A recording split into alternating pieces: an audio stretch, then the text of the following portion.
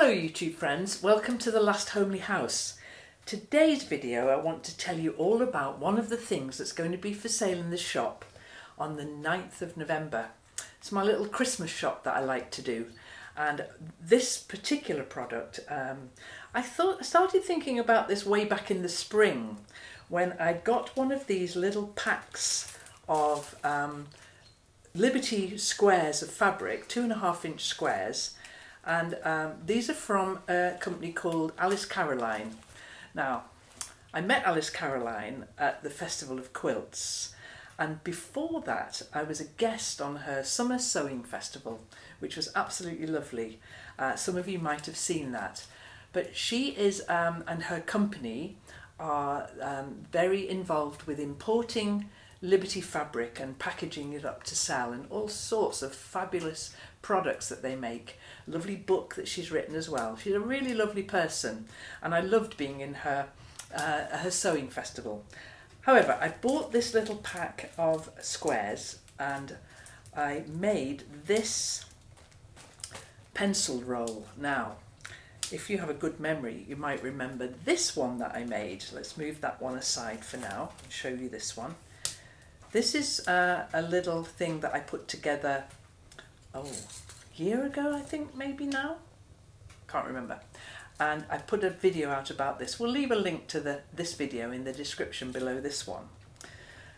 And it was a very simple project. It was a really lovely, quick to finish project. And I think it caught the imagination of a lot of people because I saw quite a lot of people make these over on Instagram, which is always a good place, by the way, to share the things that you make from The Last Homely House. Tag it with Kate at The Last Homely House and I'll see them.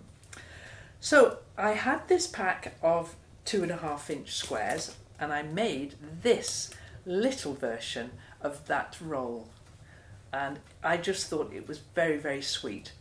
I liked it very much, and so when I was thinking of products that I might make for you for the Christmas shop, I thought I would make a kit with these squares and some fabric and all the bits and pieces you would need to make this little roll. So I've got the pink one here and I've got a blue one that I'm putting together here now.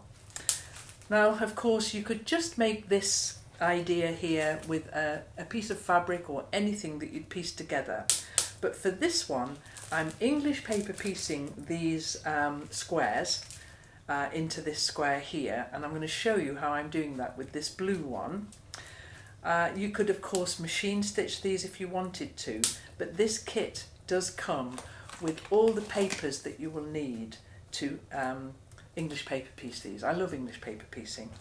It's the kind of slow, relaxing thing, lovely rhythmical stitching. I sit here beside the fire on a winter's day and stitch away at this. This one, I did this one on a train trip. I was going to visit my son and his wife in London, and I had this one on the train with me, and I just stitched it all the way down and all the way back again. So it's a very portable project. It's a lovely project to do, and it's just like a real kind of get out of your head and into your hands kind of idea. With this kit, I'll show you all the things that you get in the kit at the end of this video so that you'll see everything that's in there. But for now, I'll explain what I'm doing here. Let's get all my bits and pieces sorted. I've started sewing on that one there. I find this is a good way to do a small project like this. This is a piece of polystyrene or styrofoam. It's just a little offcut. Sometimes you get packaging that's got this stuff in, which is really useful to have. And I always save these. I cover them over with a bit of leftover quilt wadding, which becomes the perfect surface to be pinning these things into. Whoops a daisy. So I've got my pins here, and I lay these things out in a very pleasing way and just have that like that. Now, if you haven't got a board like this, or you don't want to do it this way, or indeed you don't want to take this on the train with you, I possibly wouldn't want to take this on the train, but what you can do if you like is you can number the paper on the back there with row 1 ABC, row 2 ABCD, row 3 and so on, so that when you've taken them off the board they'll all stay in the order that you wanted them in. So English paper piecing then, Absolutely wonderful thing to do.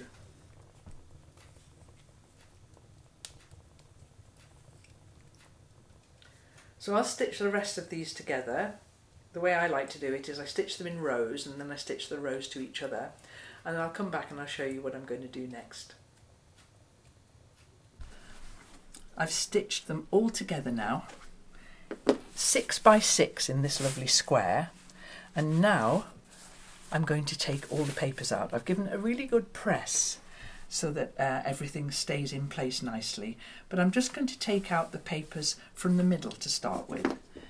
Okay, and the way that I do that is I just find the overstitch that I did and take that one out, and then pull the thread, and then the piece comes out just like that. Now if you're careful taking them out, you can use these papers again, and I'm going to save my papers because I've got an idea about how I might reuse them. So the cat's very excited about this. So I'm going to take all of these papers out from the middle now. Just pull that knot like that. You get a lovely little pile of threads there. Out it comes, and you can see that there's a tiny little bit of stitch here that's been caught, but mostly that's still a very reusable paper. Okay, I'll take them out now. See how it looks. It always looks better when you take the papers out, when you get rid of those tacking stitches. Okay, so as part of the kit you've got this lovely blue lining fabric, and if you place your finished piece on top of it, you can see that it's 12 inches by 14 inches. You can see there's a margin all the way around the outside, but with an extra piece here. And so leaving yourself a 1/4 of an inch gap here, cut this off 2 inches. Just cut yourself 2 inches off here, like so. And this bit is the tie that you're going to affix to the top of your bag. So we'll just leave that for a second now, and I'm going to iron this ready to stitch for the tie. Now I'm just going to fold it in half and give it a press, and then fold those 2 halves in. I find this is just as easy as pinning it. It stays beautifully. You could, I suppose, if you wanted to, make a tube and turn it inside out, but I don't know. Either way, this works just as well. So I'm just going to iron this down now. What I end up with then is a lovely enclosed tie, and I'm going to stitch this edge here, but when you're stitching it, make sure that you fold one edge in, like so, and neaten that edge off when you're doing the stitching. You only need to do one edge because that edge is going to be inside your work. So that's a little bit of hand stitching for me in a minute. I'll just pin that so that it stays inside there. Just put a little clip on it. That's ready for that next part. Now, what we have here then for the lining, just turn it the right side round. We need to attach this lining to this piece of patchwork, and the way that I've found is the best way to do that is just to iron this edge here. So I put these 2 right sides together, and I've pressed the lining fabric to be exactly the same size as the patchwork piece. A couple of things here, because what I'm going to do now is stitch all the way around the outside, and I'm going to leave a little bit so I can turn it the right way round. Now on this pink one here, I actually put a little tiny bit of wadding in here and put quilt stitches in, which you can do if you like, but the bag will work perfectly well without quilting. Okay, and while we're looking at the pink one, let me just show you. I made this one from fabric I had already. So this is the lining fabric for the pink bag. Is the pink fabrics here. Isn't that a beautiful piece of fabric? Wiltshire berry. And so that's for your pink kit. So here's my piece. I've still got my outer squares in to keep this nice and straight. I'm going to stitch this now together in exactly the same way as I stitched these, all the way round, and just leave a little bit open for turning it the right way round. So I'm stitching around the outside here in the same way that I stitched these squares here, and I've just stopped here at the top of here, and here's my strap. I've got it beautifully sewn. I just did a top stitch with some very nice blue Aurifil thread, and what I'm going to do with this now is just pop this inside here like that, get it nice and square, and just tuck that inside between the two layers. And now when I come round this top end, I'm going to stitch that really well, because that's going to take a little bit of strain when the bag's in use. So I'm going to do that now. And then I'm on the last side here, and I need to be able to turn it the right way round. So I'll just leave a little gap here, just big enough to turn it round and get these last squares out. So I'll carry on and do that now. Oops, daisy.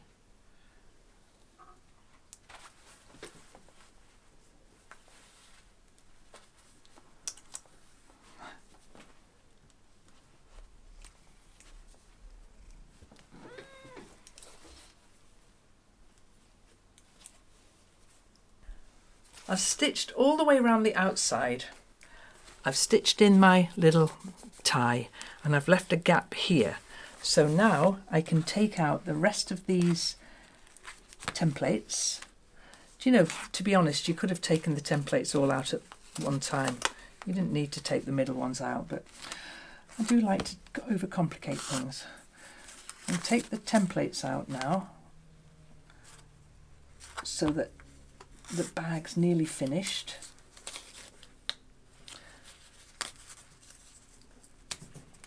So these last two squares, they're over where the join is, but that's okay, because we'll just press it really hard so that edge will stay in place.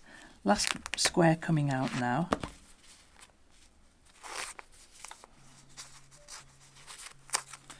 And there's all my squares. These are perfectly good to use again. Now I'm going to give this a really good press, and definitely a good press over that part there. And now we can turn it the right way round. I always love this part. I've left quite a small gap, but what's lovely about Liberty fabric is that it's so fine that it's just like silk almost, and it goes through that really small gap. Now I'm going to poke these corners out here with my scissor, gently, and then when we find the one that's got the tie, give that a little pull. Poke out these other corners, and then I'm going to give it a really good press,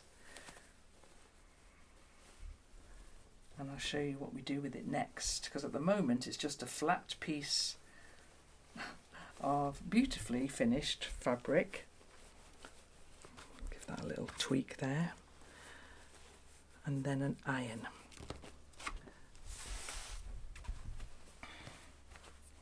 Now pay close attention when you're ironing this to get the edges really nicely rolled out.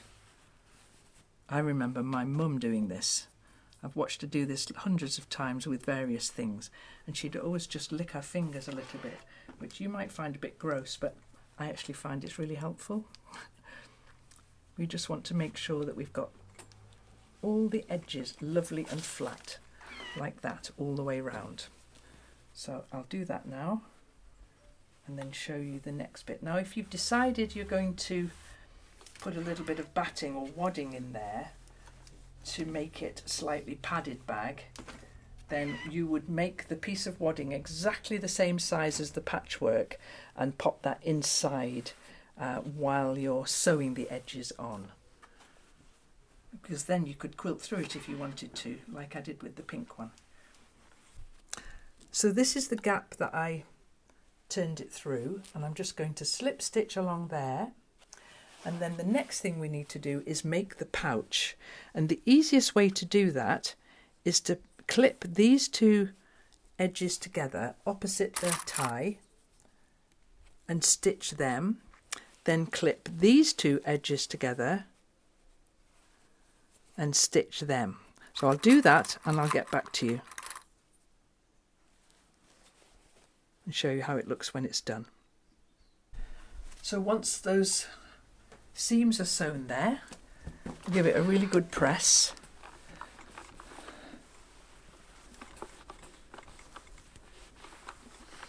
There it is, and there's the bag finished. And let's put something inside there. A couple of reels of cotton, roll it up, and there it is done.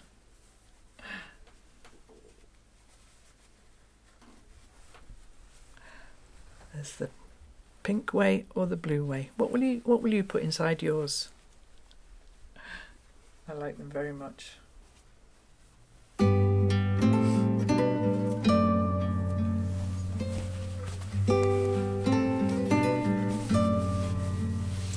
So thanks for watching, and I'll see you tomorrow.